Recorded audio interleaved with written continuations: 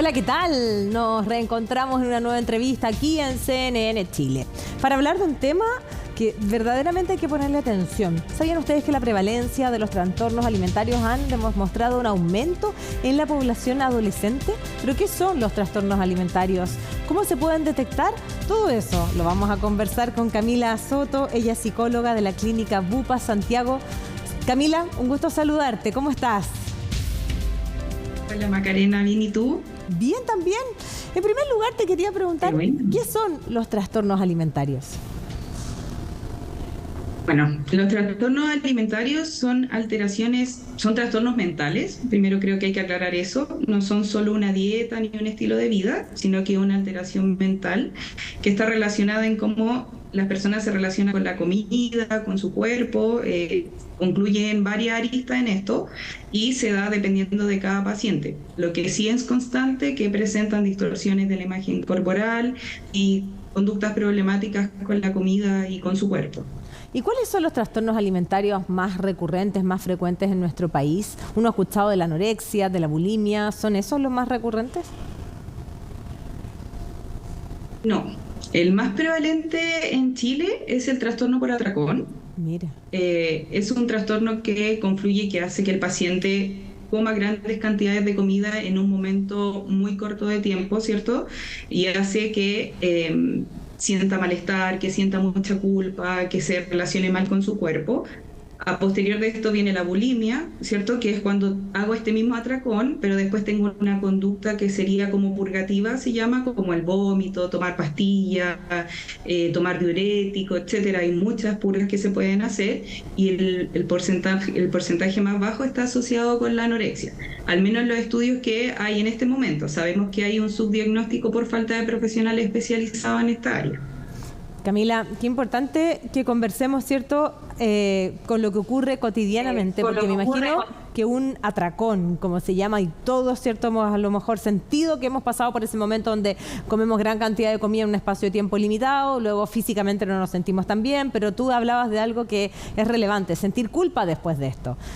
¿Cuáles son los signos en los cuales yo ya asocie como trastorno por el atracón, como tú mencionabas, con una enfermedad de salud mental? ¿En qué momento? ¿Cuando se vuelve frecuente? ¿Cuando lo hago recurrentemente? ¿O cuando finalmente esto tiene un impacto que me puede afectar en el ánimo? ¿Cómo definirlo esto como una enfermedad a tratar? Yo creo que un poco de las tres, porque el atracón, en general el paciente cuando uno le explica que esto es un trastorno alimentario, te dice como, siempre supe que había algo, pero no sabía cómo se llamaba. Sabía que esto no era normal, sabía que tenía mucha dificultad para poder controlarlo, me sentía muy mal después, pero por vergüenza muchas veces no lo expresan, a no ser que uno le pregunte como directivamente, ¿cierto? Y sí genera malestar, hay pacientes que tienen mucha ansiedad asociada, tienen también alteraciones de ánimo, ahí se pueden encontrar varios cuadros, pero en general está asociado más a la ansiedad o al ánimo un poco más bajo también. Y creo que algo importante de destacar es que se da harto en pacientes que tienden a tener muchas dietas restrictivas. Entonces cuando pasan un periodo de tiempo comiendo tan poco, el cuerpo después les va a pedir más comida. Entonces lo más probable es que tenga un atracón, y si eso yo lo hago de manera constante en el tiempo, claro que puedo constituir un trastorno alimentario. Entonces, si ya noto que más de 3 meses estoy con la misma conducta, se da muchas veces a la semana, ya me encuentro frente a una alteración que hay que consultar. ¿Cómo puedo darme cuenta que estoy frente a una enfermedad o a un trastorno alimentario? ¿Cuáles son las señales que no sé, por ejemplo, en este caso, los que son padres, madres de hijas y hijos adolescentes, ¿qué señales hay que estar atentos? En los adolescentes y en los niños las señales que más predominan es la preocupación excesiva por su cuerpo. En general, por las redes sociales tienden a compararse con tipos de cuerpo demasiado delgados, que son perfectos, ¿cierto? Y que están muy alejados de lo que es la realidad de nuestra sociedad, ¿cierto? De una persona chilena, con la contextura también de un chileno. Entonces, esta comparación muchas veces genera que la relación con la comida empiece a alterarse. Entonces, lo que uno puede notar es que empiezan quizá a comer menos, empiezan a saltarse comidas, empiezo a tener rechazo rechazo a cierto tipo de comidas como los carbohidratos, el pan.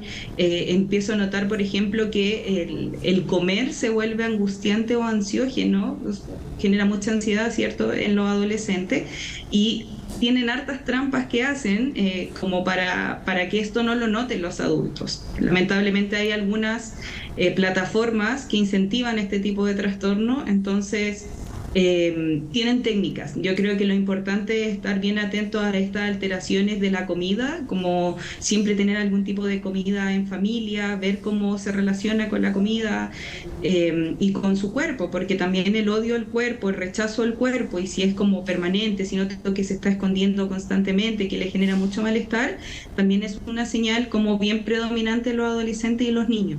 ¿Cómo podemos, finalmente, cómo se desencadena? ¿Cuáles son los detonantes de un trastorno alimentario? ¿Qué puede causarlo? Creo que, los trastornos alimentarios son multifactoriales, como tienen un componente genético importante, un componente biológico, metabólico, hormonal, etcétera, pero también hay un componente social que en general es el que puede detonarlo. Por ejemplo, en los adolescentes y en los niños está muy relacionado con las redes sociales y también con el acoso escolar.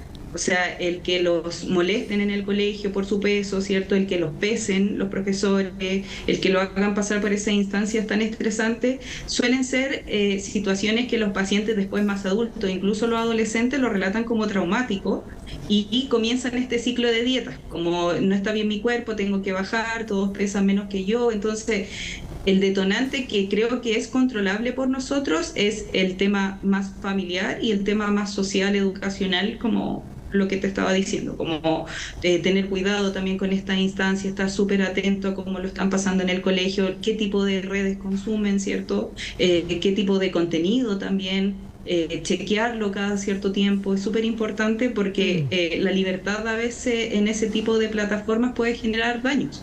Bueno, ahí hay otra consecuencia más, ¿cierto?, respecto al uso o el mal uso de las redes sociales, y ahí me imagino que la responsabilidad que tienen aquellos que están, por ejemplo, en el mundo de la moda, y lo digo porque hay muchas marcas que están, ¿cierto?, avanzando a poder exponer sus prendas en cuerpos, como tú bien nombras, normales, habituales, no aquellos, ¿cierto?, que siguen un prototipo y un patrón. Normalizar la talla baja, normalizar los tipos de contextura distintos, y eso finalmente puede ser un gran camino. Mi pregunta tiene que ver también con ¿qué reflexión envías tú a todos aquellos que finalmente están, ¿cierto?, en la toma de decisiones respecto a este tipo de conductas? Tengo que pedir ayuda.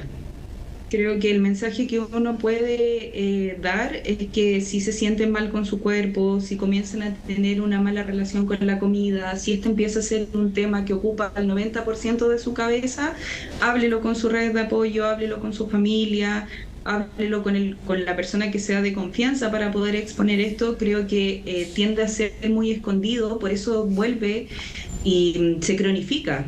Al final los pacientes cuando consultan ya llevan años dentro de esta dinámica y eso hace mucho más difícil la intervención también, porque son conductas que ya se enraizaron en su cotidianidad, o sea, lo hacen todos los días.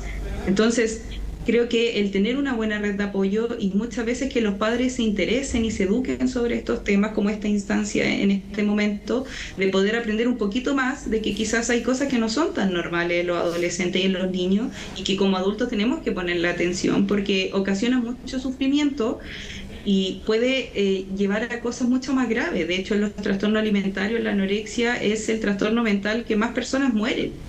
Entonces, igual creo que es una alerta como sociedad, como adultos, que tenemos que poner mucho más ojo en los niños, en los adolescentes y también en adultos que no consultan. Bien, pues nos vamos a quedar con esa reflexión. Ojo, ¿cierto? Aquellos padres, madres de niñas, niños y adolescentes con los consumos en las redes sociales. También romper a todos aquellos que están en las tomas de decisiones con estos estereotipos de belleza que tanto daño han hecho a cuántas personas y finalmente atajarlo a tiempo cuando uno vea un síntoma. Parecen ser, ¿cierto?, las reflexiones y recomendaciones. Camila, gracias por esta conversación con CNN.